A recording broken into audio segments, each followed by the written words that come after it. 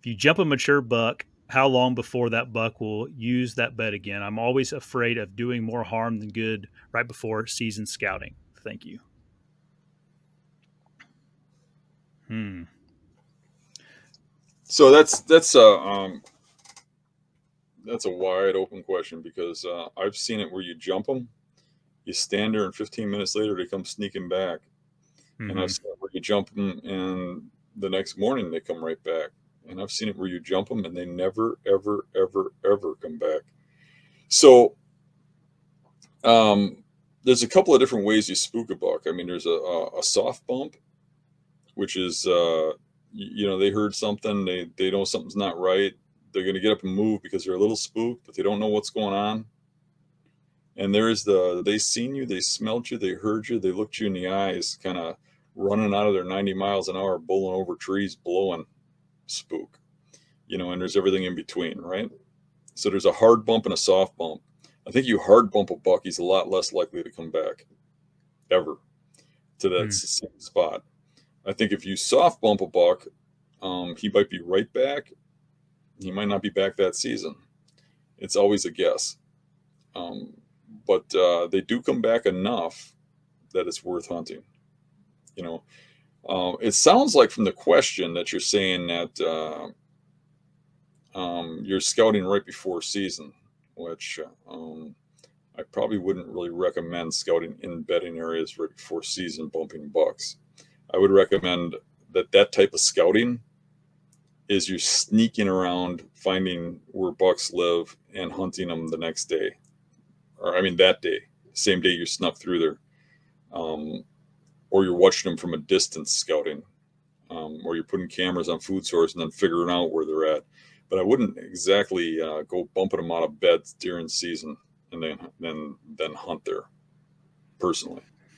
Um, what's your thoughts on it, Josh? I can recall a time, it's been 4 or 5 years ago. I was in hunting hill country and I bumped a buck off of a ridge, and I ended up setting up on that ridge and got up in my stand and I glassed down in the bottom, and he was just standing there in the bottom, just like nothing ever happened. Uh, and he ended up making his way back to me. He just out of range. He was about 40 yards through the woods. Um, so that buck, I put pressure on him and he didn't care.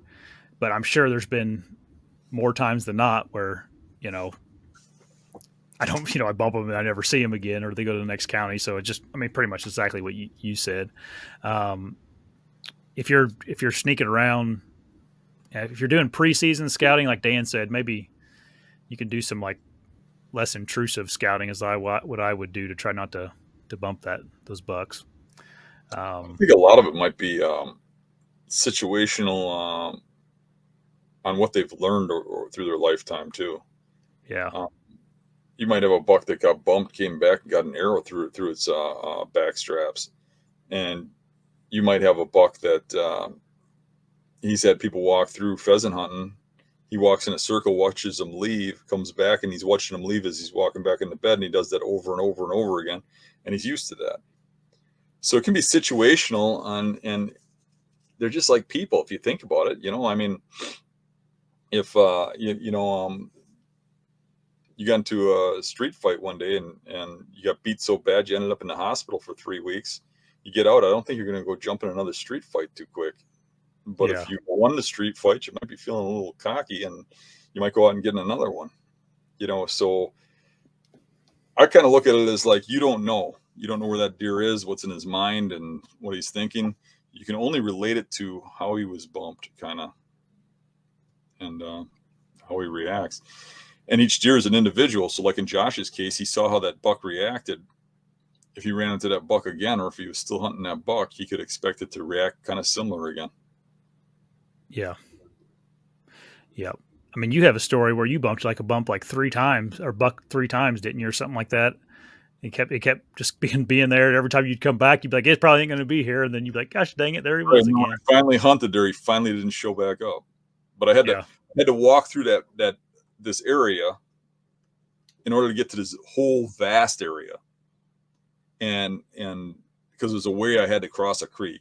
So I go in there and I jump this buck, and I'm like, "Holy crap, he was bedded right here!" So then the next day I come through there, and I thought it was a fluke. Next day I come through there, the same buck jumps out of the same spot, and I'm like, oh, if I would have just sat there. Then I come back through the next day, and he jumps up again, and I'm like, now I'm an idiot. So then the fourth day, I was sitting there in the morning, he never came back. Right. Hey everybody, if you like the channel, make sure you subscribe right here. And if you like the clips, I got 2 more options for you. 2 options right here. Subscribe right here. See you guys.